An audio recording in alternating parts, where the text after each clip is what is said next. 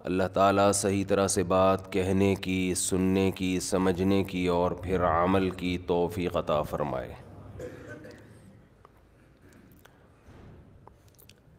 اللہ تعالیٰ نے آدم علیہ السلام کو مٹی سے بنایا، فرشتوں کو حکم دیا آدم کو سجدہ کرو، اور آدم علیہ السلام کو بتایا کہ آپ کی اولاد میں پیغمبروں کو بھیجتا رہوں گا۔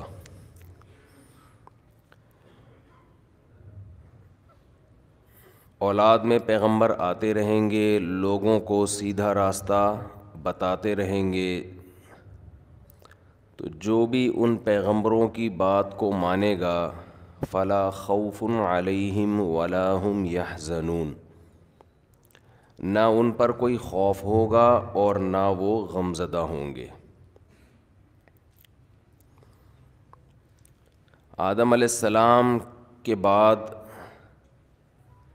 لوگوں میں گمراہی آنا شروع ہوئی، اور گمراہی کی بنیاد یہ تھی اپنی عقل کا غیر ضروری استعمال، اپنی عقل کا غیر ضروری استعمال۔ انسان کے ساتھ ایک بہت بڑا فالٹ یہ ہے کہ وہ اپنے آپ کو عقل کل سمجھنا شروع کر دیتا ہے۔ وہ یہ سمجھتا ہے کہ جو چیز میری عقل میں آ رہی ہے وہ 100% درست ہے۔ آپ کہہ سکتے ہیں کہ کیا پھر ہم عقل کی نہ مانیں، ہم بے عقلی کی باتیں کریں؟ یعنی اس کا مطلب یہ ہوا کہ پھر عقل کے خلاف چلنا شروع ہو جائیں؟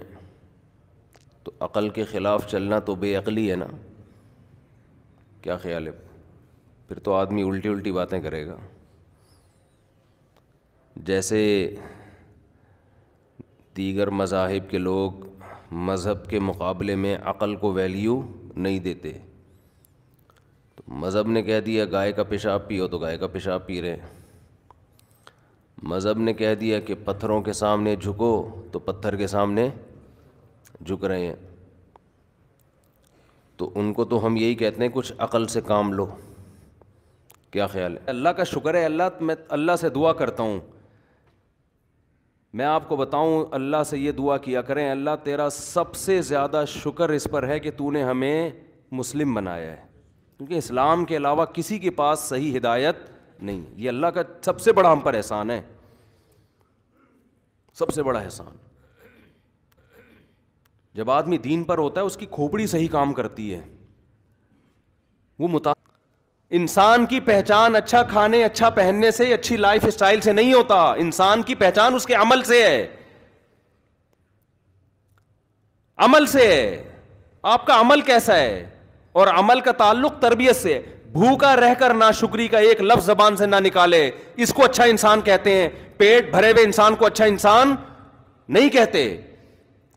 میں اکثر ایک واقعہ سناتا ہوں، انسان کی پہچان اس کی قوت برداشت سے ہے۔ سمجھتے ہو آج ہمارے ہاں ذہن یہ بنا دیا گیا ہے سڑکیں اچھی ہوں، بسیں اچھی ہوں، لائف اسٹائل سب کا لگژری ہو۔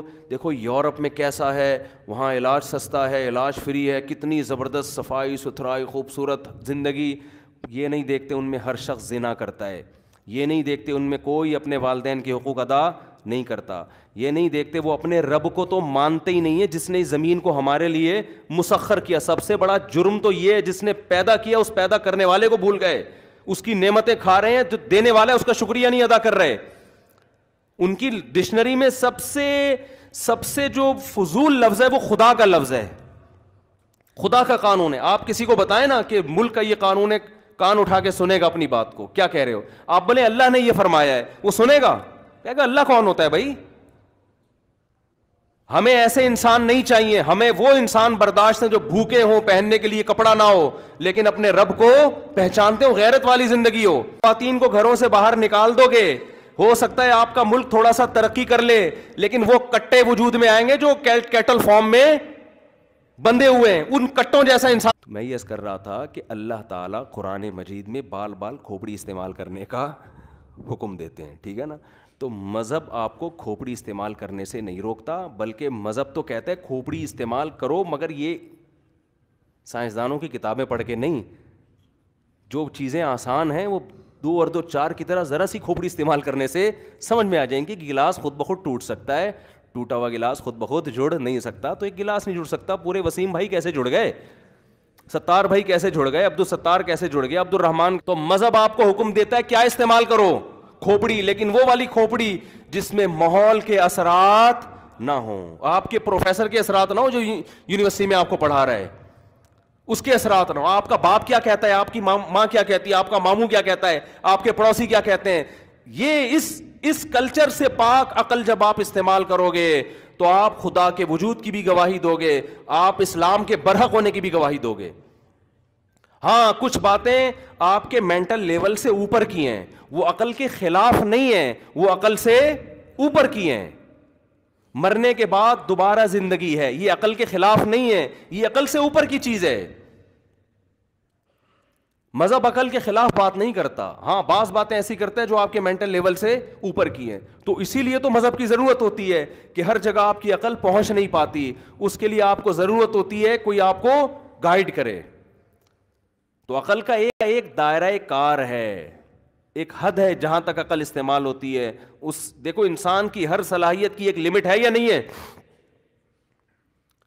کیا خیال ہے بھائی؟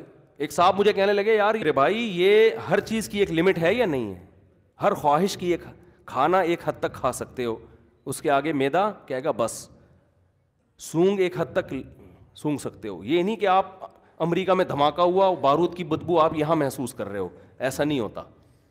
دیکھ ایک لمٹ تک سکتا ہے انسان, وہاں تک دیکھے گا, وہاں تک, اس سے آگے نہیں دیکھے گا وہ.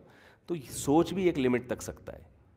ہر چیز کے بارے میں آپ یہ فیصلہ کرو کہ میری کھوپڑی میں آ جائے, ایسا بولو ممکن نہیں ہے, محدود کھوپڑی ہے.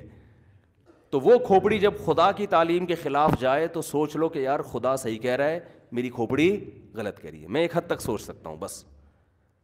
تو یہ اس میں کیا ہے, اعتدال ہے کہ نہ کھوپڑی کا غیر ضروری استعمال کر رہے ہیں, اور نہ ایسا ہے کہ کھوپڑی کہہ رہی ہے کہ غلط ہے اور یہ چیز میری لمٹ میں آ رہی ہے. میں بتا رہی ہوں 2 اور 2 5 نہیں ہوتے. 2 اور 2 کتنے ہوتے ہیں, 4. آپ کہتے ہیں نہیں, میرے ماموں نے چونکہ بولا 2 اور 2 5 ہوتے ہیں, میری کھوپڑی میں آئے نہ آئے میں بولوں گا 2 اور 2 کتنے ہوتے ہیں, 4 ہوتے ہیں.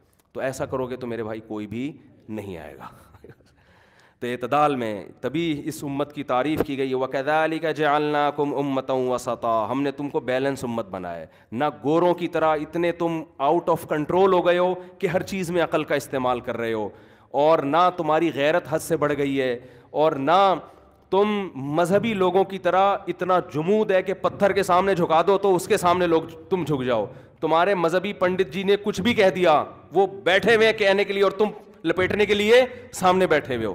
ایسا بھی نہیں ہے, بلکہ تم اعتراض کر سکتے ہو, تم پوچھ سکتے ہو, تم سوال کر سکتے ہو. تو ہر چیز میں کس چیز کا حکم دیا, اعتدال کا, ہر چیز میں. یہ آیت بڑی جامع ہے, کبھی انشاءاللہ اس پر میں بیان کروں گا کہ یہ امت بیلنس امت ہے, اعتدال والی امت ہے.